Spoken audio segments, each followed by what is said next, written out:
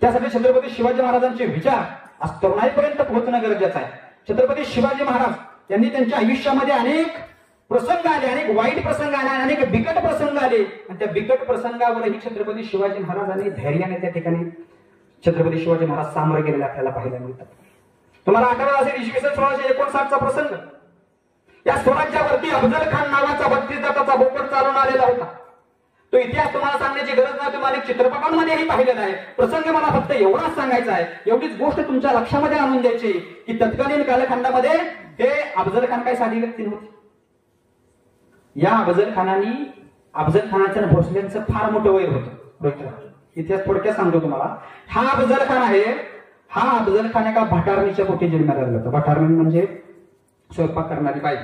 त्याचा बाप चेंगीज खानच्या घरात, म्हणजे आई वेगळी बाप वेगळा. पण विषय असा आहे त्याचा की तो जन्माला आल्यानंतर प्रचंड शरीरयष्टी होती त्याची, प्रचंड शरीरयष्टी. पहार लोखंडी असा वाकवायचा,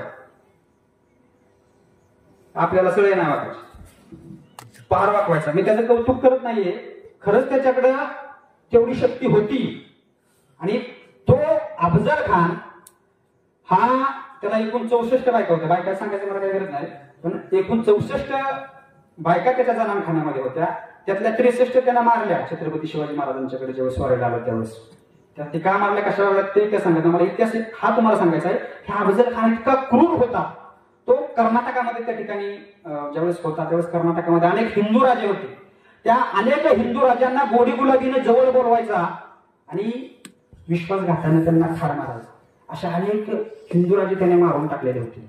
भोसल्यांचं त्यांचं वय काय होतं, छत्रपती शिवाजी महाराजांचा एक भाव होता, थोरला भाव. त्याचं नाव काय,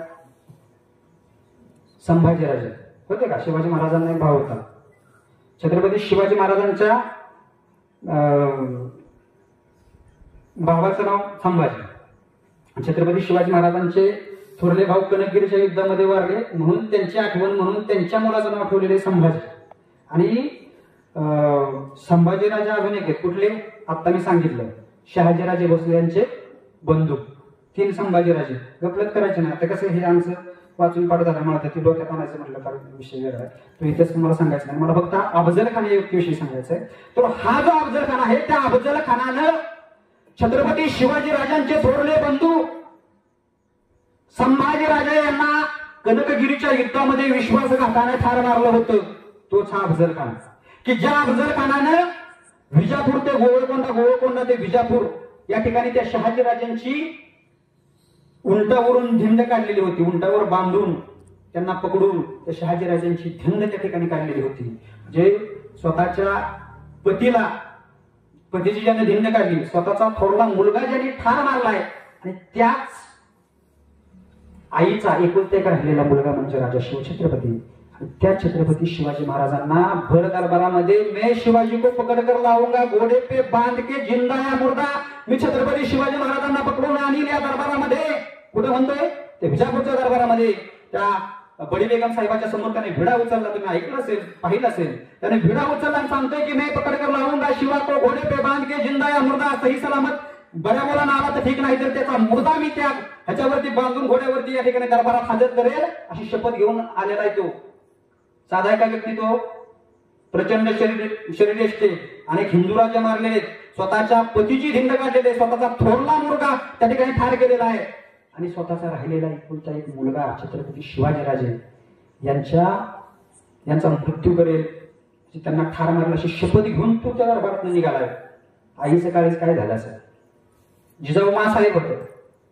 शेवटी आपलं ताणलं लेकरूला थोडंसं खर्चलं तरी आपल्याला आपला म्हणजे जीव थोडासा होतो. छत्रपती शिवाजी महाराजांना मारण्याची शपथ घेऊन तो आलेला आहे.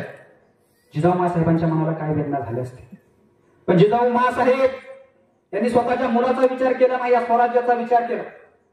अशा कठीण प्रसंगामध्ये जेव्हा छत्रपती शिवाजीराजे जिजाऊ मासाहेबांच्याकडे गेले आणि ज्यावेळेस प्रतापगडला छत्रपती शिवाजीराजांची आणि अफजल खानाची भेट होणार होती किंवा ते युद्ध होणार होतं, त्यावेळेस जिजाऊ मासाहेबांचा राजगडावरती आशीर्वाद घेण्यासाठी ज्यावेळेस छत्रपती शिवाजीराजे गेले त्यावेळेस छत्रपती शिवाजी महाराजांचा आणि जिजाऊ मासाहेबांचा संवाद सुरू आहे. अत्यंत मार्मिक आहे, सगळ्यांनी ध्यान देऊन ऐका. जिजाऊ मासाहेब म्हणतात, शिवबा यशस्वी होशील, चढती दौलत तुला लाभेल. राजा आपल्या बंधूंचे उसने फेडून घ्या. तुमच्या बंधूंना संभाजीराजांना ज्यांनी ठार मारलंय तो या महाराष्ट्राच्या मातीतून जिवंत माघारी जाता कामा नये. छत्रपती शिवाजी महाराजांना जिजाऊ माँसाहेबांनी आशीर्वाद दिले.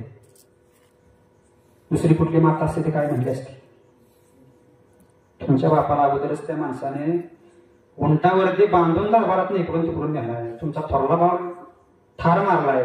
एकूण ते का राहिलेलं आहे. माझ्या म्हातारपणाची काठी तुम्ही कशाला या भानगडीत पडताय. आशीर्वाद दिला त्या वाटेने. कुठला आशीर्वाद दिला. शिवबा यशस्वी होशील. चढती दौलत तुला लावेल. शुभा खान या महाराष्ट्राच्या मातीतून माघारी जाता कामा नये. संभाजीराजांचे उसने फेडून घ्या.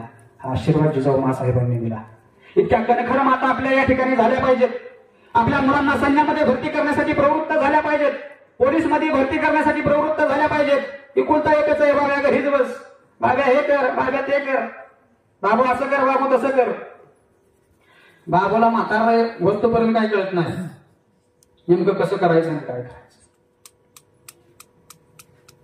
या तरुण पिढीवरती खऱ्या अर्थाने जर संस्कार करायचे असतील तर जिजाऊ माँसाहेबांचं चरित्र वाचलं पाहिजे. अनंत दगड यांची अग्निरेखा नावाचं पुस्तक आहे. वेळ मिळाला तर कधीतरी वाचा. जिजाऊ माँसाहेबांचं संपूर्ण चरित्र अग्निरेखा या पुस्तकामध्ये. जिजाऊ माँसाहेबांच्या मनामध्ये काय घालमेल होतो. स्वतःचे वडील वडिलांना ठार मारलं. स्वतःच्या पतीची धिंड काढली. स्वतःचा मुलगा गेला. स्वतःचा एक मुलगा राहिलेला त्याच्यावरती त्या ठिकाणी स्वारी करण्यासाठी अफजल खान आलेला आहे. तशाही परिस्थितीमध्ये स्वतःच्या मुलाचं मनोधैर्य खचू नये म्हणून त्याला प्रेरणा देणारी माता, जगाच्या इतिहासातील सर्वश्रेष्ठ माता म्हणून मी जिजाऊ माँसाहेबांना म्हणतो.